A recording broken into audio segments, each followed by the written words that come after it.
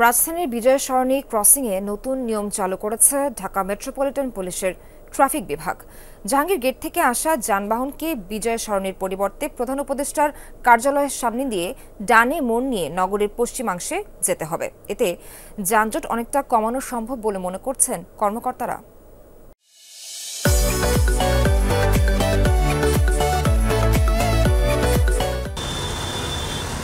পূর্ব ঘোষণা মতে শনিবার সকাল থেকেই কার্যকর করার কথা ছিল নতুন নিয়ম, কিন্তু সকাল 10:30 পর্যন্ত পরিবহন চলে আগের নিয়মে।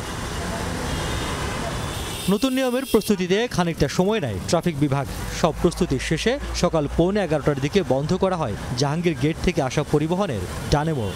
রাস্তার মাঝখানে রশি দিয়ে পরিবহনগুলো ডানে মোড় আটকে দেয় ট্রাফিক বিভাগ। এ সময় বিভিন্নভাবে প্রচারণা চালানো হয় নতুন নিয়ম সম্পর্কে। 2 দিন ধরে প্রচারণার পর তৃতীয় দিন যখন চালু করা হয় নতুন নিয়ম, তখনও অনেকে জানতেন না ডানে মোড় বন্ধের বিষয়টি। এ নিয়ে মাঝে মধ্যেই তর্ক বিতর্ক হয় ট্রাফিক সদস্যদের সঙ্গে।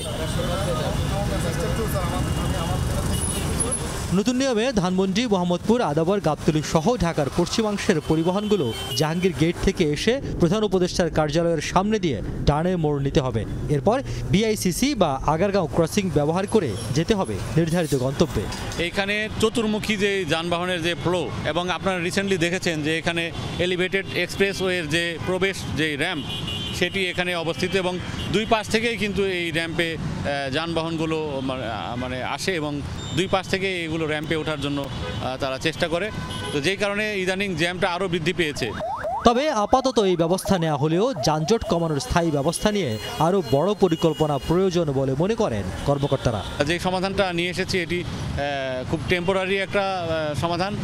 যদি এইটাকে আরও সুন্দরভাবে এটা নিয়ে আসার, এটা যদি সমাধান করতে চাই আমরা, তাহলে অবশ্যই এইটা অন্য পদ্ধতিতে যেতে হবে। যারা এখানে টাউন প্ল্যানিংয়ের সাথে যারা আছেন তাদেরকে সাথে নিয়ে, এবং যারা আমার city corporation, Dhaka metropolitan police সহ সংশ্লিষ্ট যারা আছেন সকলকে নিয়ে এটি কিভাবে এই সিগন্যালের জ্যামটা কমিয়ে নিয়ে আসা যায় সে ব্যাপারে পদক্ষেপ নিতে হবে। এ নিয়মে ইতিবাচক সাড়া পেলে এটি চালু রাখা হবে, আর যদি নেতিবাচক হয় তাহলে বিকল্প ব্যবস্থার কথা ভাবা হবে বলে জানায় ট্রাফিক বিভাগ। রিয়াজ রায়হান, যমুনা নিউজ, ঢাকা।